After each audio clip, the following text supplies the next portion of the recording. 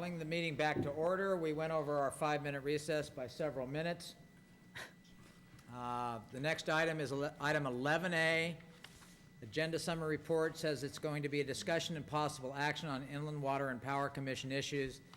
I would recommend that we not take action tonight, especially regarding the cost-sharing agreement, which was drafted originally by our city attorney, David Report. But before March 4th, we hope to get a decision by the council on whether or not that's a positive wording for how people can come and go on the cost-sharing agreement, and I'll get to that in a second. But I would recommend that we just have a brief discussion. Most of you know I'm a delegate from this council to the Inland Water and Power Commission, and regardless of my own personal opinions and attitudes and philosophy, I think it's critical that I serve solely as a delegate, and even though my biases will come forward tonight to a certain extent, I would vote on all issues the way this council wants me to. There was a meeting last night. There was the two most recent meetings of the Inland Water and Power Commission, January and last night, were fascinating, and members of the Army Corps of Engineers were there to give reports. And I'm going to try as rapidly as possible to sum up where we stand. Just in terms of lake level, yesterday the report was that there were 37,000 acre-feet in the lake, which is a definite improvement, a major improvement over the week previous. But just to give some relative status, in 1977, the date of the worst drought maybe in our lifetimes, the lake level on that date was 52,000 acre-feet. Again, 37,000 acre-feet yesterday, and in 1977, on that same date, 52,000 acre-feet. And last year, there were 70,000 acre-feet in the lake on that date. So we're making progress, but it's still rather dire. Yes? Was the projection for this storm, this set of storms, to add 50,000 acre-feet to the lake? Is that the report we received from flood control? I'm not positive on that. By the way, Sean White, the staff member, the executive director of Flood Control District, is supposed to be here at any moment. And he'll sum up and maybe give you a more positive analysis of where we stand. So the question of significance to the IWPC now is the feasibility study on the potential for a project at the dam. And here we go. Local funds that have been spent so far on this feasibility study to find out whether it's possible to improve the storage capacity at the lake in any way we possibly can, whether it's dredging, raising the current level, or building a higher dam. We've already spent roughly $220,000 of local funds. So that includes money from Redwood Valley, the County Water Agency, the City of Ukiah, the Russian River Flood Control District, and the Potter Valley Irrigation District.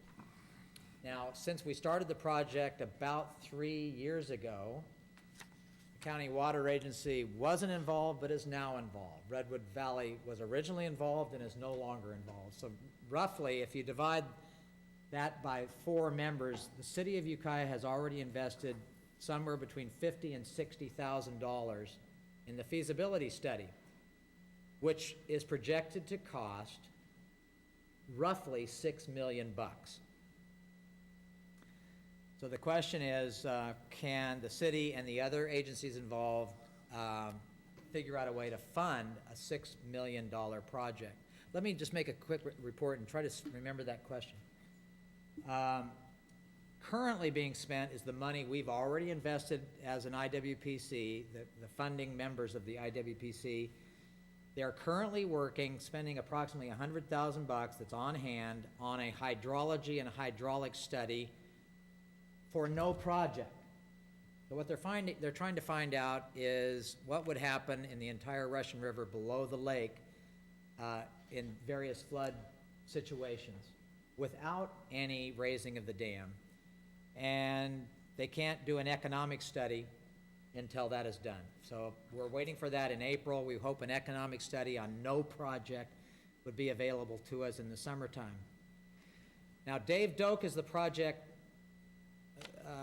I don't know if he's called the project manager, but I'm going to refer to him as the project manager for the Army Corps of Engineer. His visits to the IWPC have been, in my view, relatively pessimistic. He wonders if a dam project, if there's a sufficient inflow coming into the lake to justify spending $200 million to raise the dam, or a project that costs less than that. Is there enough water to fill it if we raise the dam? So that was a pessimistic comment. He also expressed concern that there's a local commitment. He wonders if the people of inland Mendocino County can even fund the feasibility study, which is going to cost $6 million. He says, well, the money's trickling in. It's trickling in from local governments, the IWPC members, and it's trickling in from the federal government, evidently because Mike Thompson is not on board. That may have something to do with it. It's dribbling in. So at this rate, a feasibility study that should be done in 3 or 4 years could take 10 or 15 years. Meanwhile, the cost of the project goes up. And then the question is, where in the heck would inland Mendocino County come up with $200 million? Well, it wouldn't be $200 million because we would be responsible for somewhere between 25 and 40% for the total project. So he was relatively pessimistic. He wondered, he even suggested a desalinization pipeline to fill the dam, which to me was extremely pessimistic. And this is a 3-year project, and at no time until last night did anyone say there's insufficient source or inflow into the lake to make a project possible. He was suggesting that it's basically political, and that without support from Mike Thompson and your 2 senators, it's not going to really take off.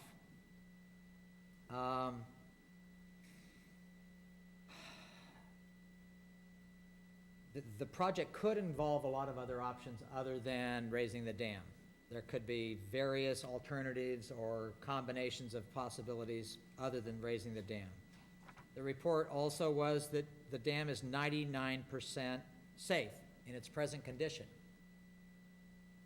because there was concern from members of the IWPC whether or not the existing dam at Lake Mendocino, Coyote Dam, is safe in a seismic event. And Dave Doak, the project manager, said it's 99% safe. But if you had a chance to read the attachment of minutes from the January meeting of the Inland Water Power Commission, the comments from Mike Dillabaugh, a previous project manager, on page 4 of those minutes that are attached to the agenda summary report, the first major paragraph on page 4 suggests that they don't know how safe it is, and they're investigating how safe it is.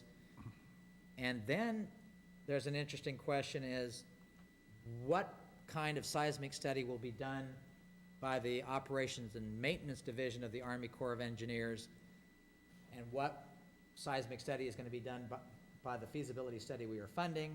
And Mike Dillabaugh says, well, you have to hope that the operations and maintenance does it first, so you don't spend the money on the same project. So there's overlap, and there doesn't seem to be any way to control that.